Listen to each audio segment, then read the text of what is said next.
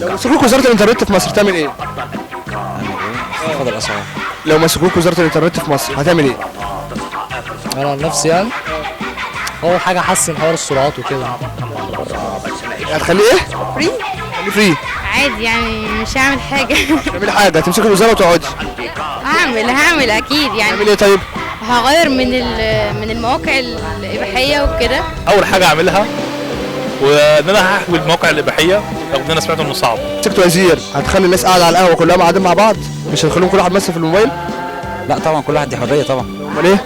انا بس الواي فاي كويس برضه. هخلي الواي فاي يبقى يعني هخليه لكذا حد. خليه مجاني. أيوه. يمكن تمسك الوزارة؟ لا مش همسكها ليه؟ كنت ماسكها من يومين. أيوه. إن شاء الله. هتدخل واي فاي. إن شاء الله. تحط الواي فاي في سلة الزبالة. عشان يسرقوها المصريين؟ ايه؟ شوف أنا شايف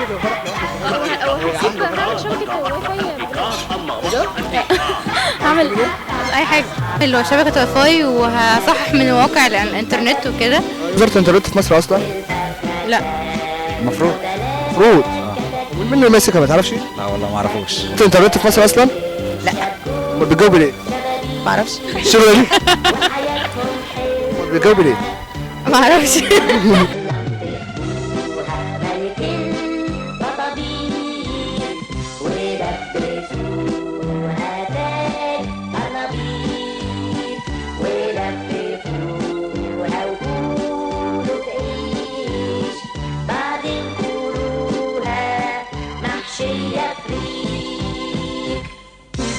Tam tarararam, dem terererem.